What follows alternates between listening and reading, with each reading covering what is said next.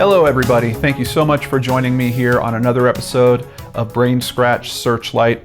Before we get this episode started, I have to give a very big thank you to Glitter Kitty. Glitter Kitty did the research for this episode and I truly appreciate the help on that. I also like it when viewers do that extra footwork. It just shows me that they're very passionate about a particular topic. That is certainly the case here in Logan Schiendelman's case. And for pretty good reason. It seems like a few things aren't really working to this case's advantage. Some people are questioning if law enforcement is even doing a proper job on this case. But outside of that, the media coverage on this case is pretty thin. As a matter of fact, if you do a Google News search for Logan Schiendelman, you will only see, I think, 8 articles that come up in that news search. If you do just a regular Google search, you'll find somewhere about a dozen articles before you start getting into older articles that are, tracking his high school football stats and stuff like that. So not a lot of coverage, and unfortunately not a whole lot of backstory in terms of Logan, who he is, the type of person he is.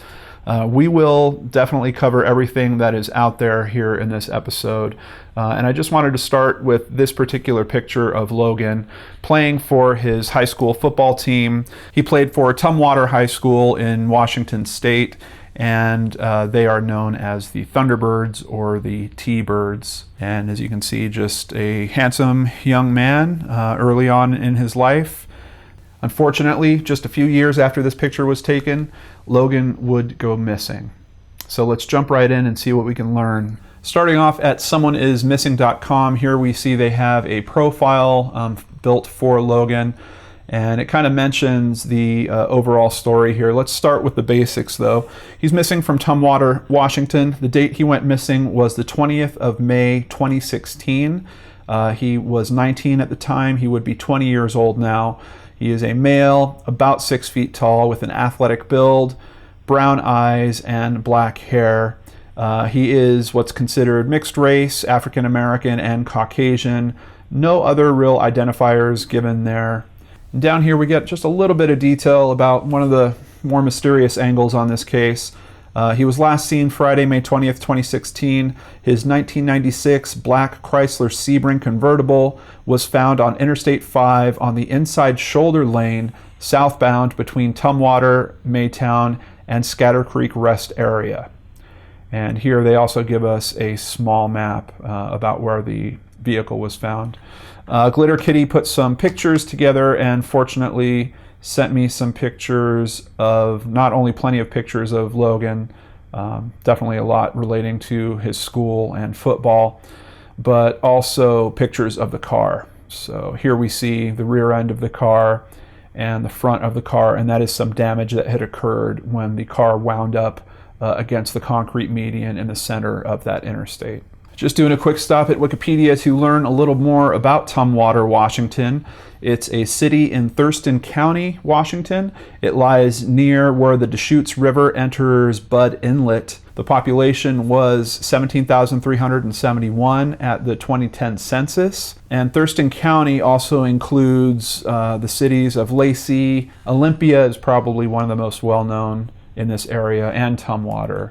Overall, the county has a population of just over 250,000 people. And here on the right, you get a very good idea of where Tumwater is located, just a little bit north of the center of Washington State.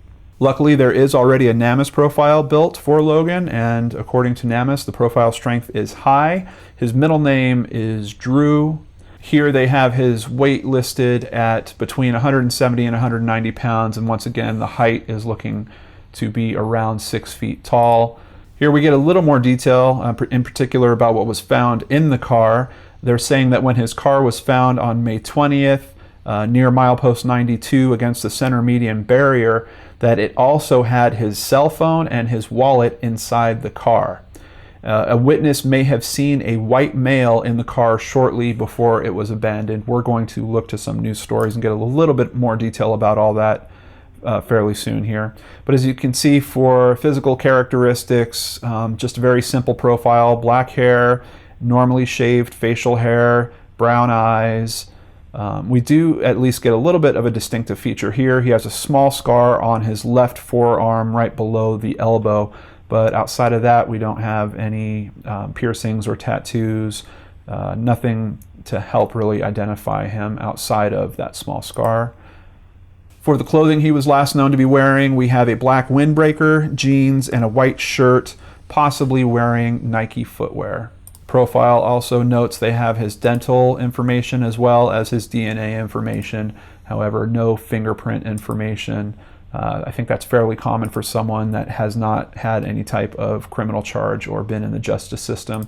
They also have the investigating agency here. I will, of course, copy the pertinent information from here into the description box below. So if you have any information about this case, you can call in a tip directly to the right detective. I'm even including the case number down there just so it's super clear, because I've called in tips before and occasionally it's a little bit of a hassle to try to get them to understand what case you're actually referring to. Luckily, when there's a NAMUS profile that's as complete as this one, we get the police record number as well. So you'll have that in the description box below. Jumping over to NWCN.com, we're going to get a little bit more detail, particularly straight from the mouth of his grandmother.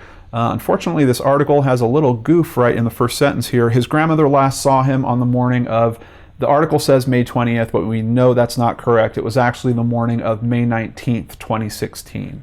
Here's a quote from her. He was acting a little nervous and he said he had an epiphany of who he was and he needed to work through it. I said, "Do you have more information? Can you talk me through it?" He said it was too difficult to explain. Then this article notes the next day his black convertible turned up near mile marker 92 along southbound I-5. Here's some more information from his grandmother. It had been going down the slow lane and then somebody opened the door and jumped out the passenger side. And the car moved across all the lanes of the freeway and stopped in the middle, said his grandmother. The man seen leaving the car was a 6-foot-tall white male who didn't match Logan's appearance. Logan is a mixed-race African-American. Now, when I was originally reading the notes that Glitter Kitty had sent over, I was considering this as well. How many people saw this guy jump out of the car? Could they have mistaken Logan for being a white guy because he is such light skin? A little more detail on exactly that over at NBCnews.com. 3 drivers called 911 and told authorities the vehicle was pulled over onto the shoulder of the southbound side where a man described as white with light brown or red hair jumped out and ran into the woods. The car was left in gear and then slowly drifted through 3 lanes of traffic where it crashed into the median. Inside were Logan's belongings, his cell phone, and wallet. Canines were brought in to search, and it's been covered extensively, but nothing has been found. And continuing at Q13Fox.com, which is a local Fox affiliate, Mike Ware, Schiendelman's uncle, is also a retired Thurston County Sheriff's lieutenant. Ware said witnesses were shown a picture of Schiendelman, but they claim the descriptions don't match. I'm glad his uncle had the foresight to get this done. I mean, showing those witnesses a photo of Logan really helps to solidify, was that sighting truly a different person in Logan's car, and it does appear to be the case.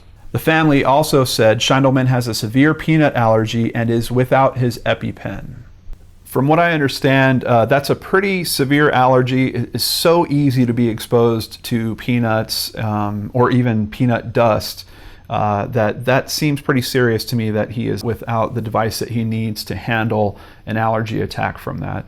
Jumping over to crimewatchers.net, we're going to get a little more information about the steps they took after he went missing. And I should also point out, I forgot to mention earlier, he was raised by his grandmother. Now, his mother is still alive.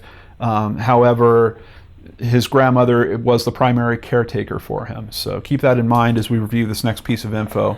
His grandmother's name is Ginny. Ginny Schiendelman last saw him the morning of May 19th when she left for work. His uncle, the former lieutenant that I had mentioned before, Ware, said that when Schiendelman wasn't home May 20th, his grandmother pinged his cell phone to find out where he was. The phone showed he was near his mother's house in Olympia, so Ginny Schiendelman didn't worry. A family member called Logan's mother on May 22nd, and she said she hadn't seen her son in about a week. Now, apparently this is copied from an article at a news source out there called the Olympian. However, the original link doesn't seem to be working, so it's kind of hard to totally confirm this information. This is the only place where I've really seen this piece of information outside of the notes that Glitter Kitty sent to me, which also noted this about this cell phone ping. I don't know if she was using some kind of app to track where he was on his cell phone. It just seems, I think that that's probably the assumption going on here. But very strange to me that his phone would ping close to his mother's house. However, his mother hasn't seen him in a week. So as you can see here on this Google map I pulled up, Olympia, Washington is up here, and we have Tumwater down here. It looks like the drive between those two places is it's around 3 miles. So not a huge distance in terms of time, and especially if he had a car, he certainly could have driven up to that area. It seems to me like something might have happened to him in Olympia, and then a person brought his car back down. I'm not exactly sure why. That's kind of where this story really gives me some trouble. We don't have a very clear idea of motive. His wallet is found in his car, supposedly in his glove compartment, and it still had some cash in it. His cell phone, I believe, was on the seat of his car. So really, really strange. What was the reason for someone taking his vehicle at all if they weren't going to keep it? And obviously they weren't if they left it in drive and jumped out of it and let it crash into the center median. Motive in this case, very, very hard to understand right now. Jumping over to a Reddit thread about this case, Alt Wolf makes a very good point. I hope they went over that car with a fine-toothed comb. We know that a person who was not Logan was sitting in it, driving it, touching things, etc. I hope DNA was looked for, fibers, hairs, etc. Very, very good point. However, we do have some problem with how the car was handled. When police originally found the car, they didn't know that there was any crime that had to go along with this car. So I don't believe they processed it as a crime scene. It was impounded. When his grandmother finally got back to the car, she had to go to the impound yard to pick it up. When she picked it up, that's when she noticed that all his items were still in it. At that point, you have potentially someone touching it when it was being towed. You have someone potentially touching it when it was taken to the impound yard. You have his family touching it when they're getting it back. There is probably a lot of prints all over that. I did see a note that police did indeed dispatch someone to go take photos and try to get prints off the car once it was back in his grandmother's custody. However, we haven't really heard any other details about it outside of that. The community started banding together a little bit. We see some things like this happen. A big yard sale for a bigger purpose. Find a missing man. Donations are arriving at Monica Stutzman's yard ahead of the big event to raise awareness as well as money.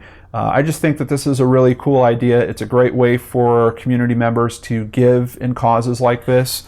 Basically, you tell your neighbors, I'm having this yard sale. The neighbors donate stuff they don't want anymore. It is sold at the yard sale, and those proceeds go to some type of fund to help the family or create a reward or something like that for finding their missing loved one. Really, really good idea, and it's nice to see that they did this in this area. I've seen a few different reports about how much was raised. In one article, it says $1,000 was raised. I saw another one that said it was more like a few $1,000s were raised. However, outside of the money being raised, the awareness being raised is also a very key thing, and it's good to get other members of the community talking about this case. We get another comment from his great uncle here. Of course, hope starts dwindling for a safe return, I suppose, but we don't have specific answers, so of course there's always hope, and there will be hope. This article says the reward is now up to over $3,000. From some of the posters I've seen, I believe it's actually up to $10,000 now. On top of that, it looks like friends and family members are managing a Find Logan Facebook page, so I'll have a link to that down below as well. And this page is active literally as of today. They're talking about where you can go to pick up posters to help find Logan. Outside of that, we also have a WebSleuths thread here on the case.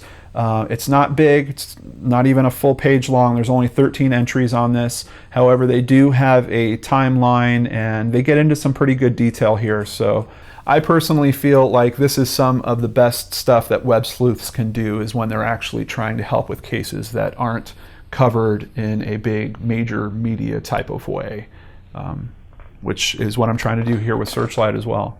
Over at OTCCrimeStoppers.org, there are several mentions. They actually made Logan's case the crime of the week for 3 different weeks towards the end of 2016.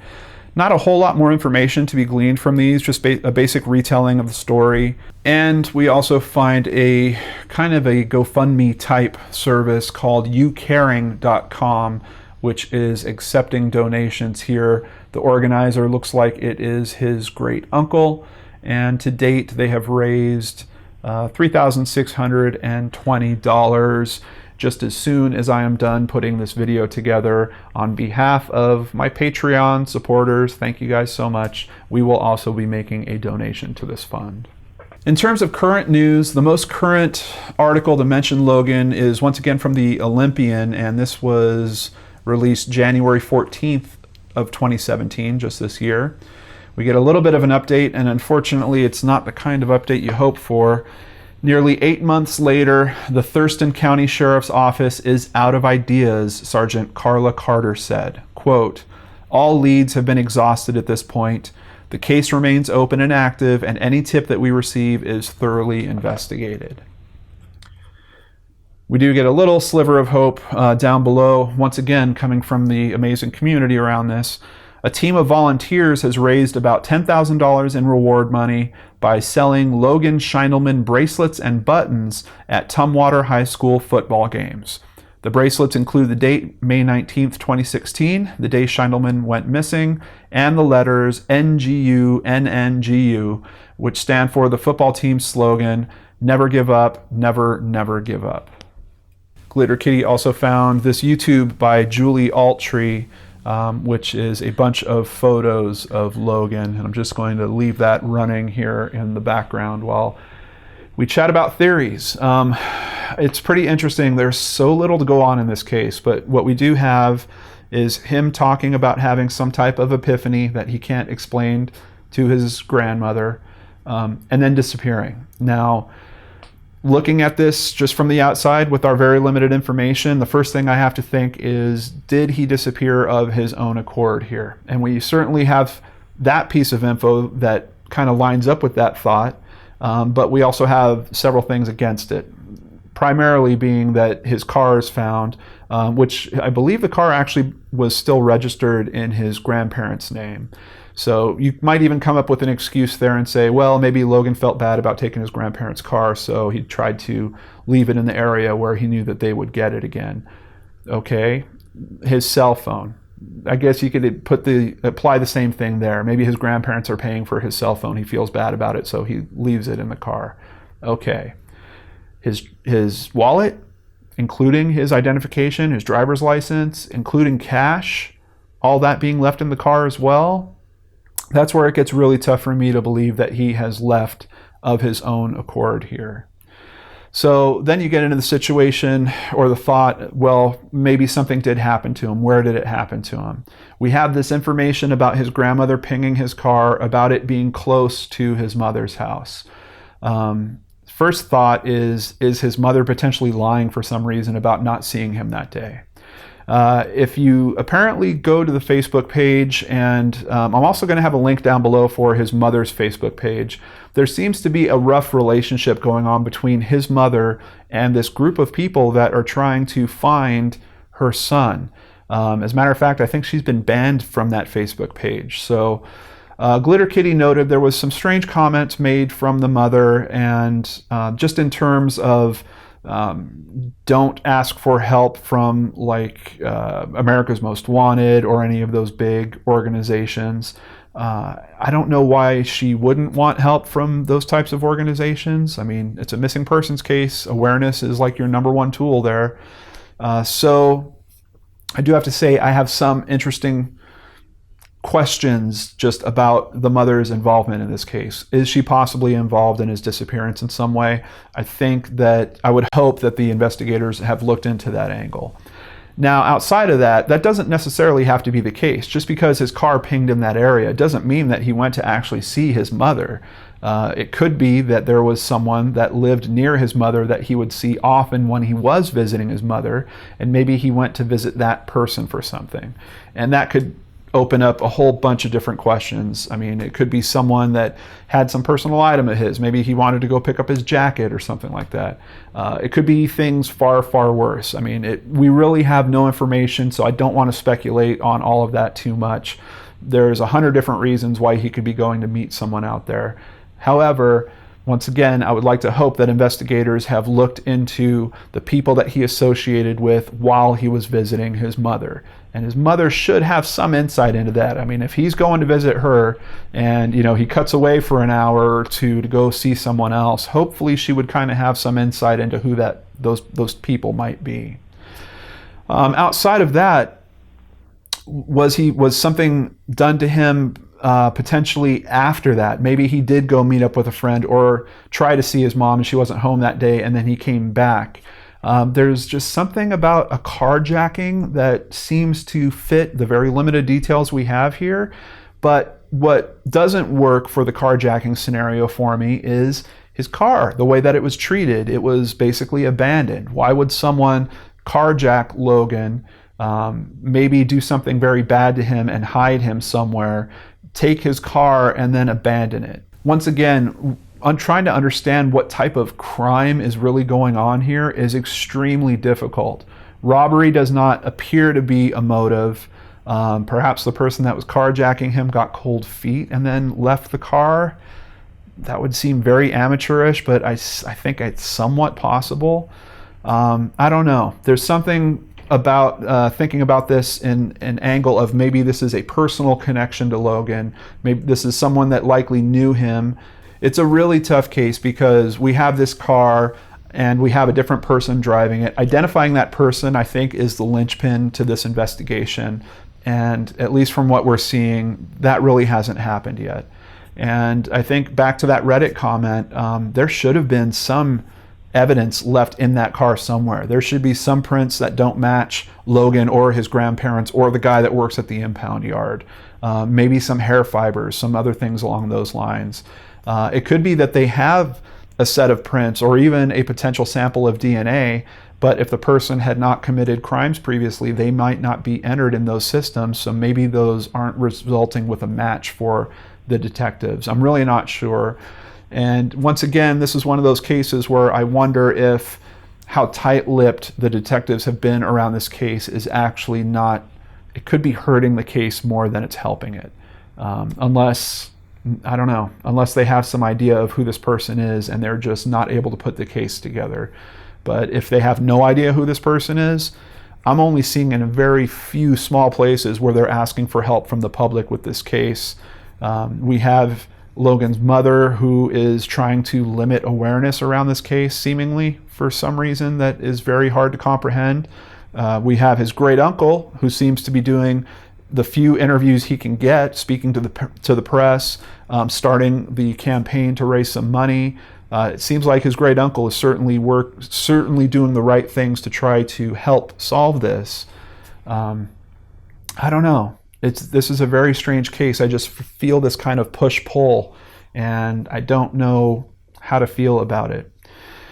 So this is where I turn it over to you, Brain Scratchers. What do you guys think? Is there something else at play here? Something that we're not picking up on? Please dig in. Know that the information is going to be somewhat limited, but I think that Glitter Kitty has put together a great list of links for you in the description box below. I've also added a couple that I came into while I was going through all of her stuff. So please check all that out. Let us know what you think, and I'll catch you back here on the next show on the Lord and Arch channel. I hope you're all having a great day.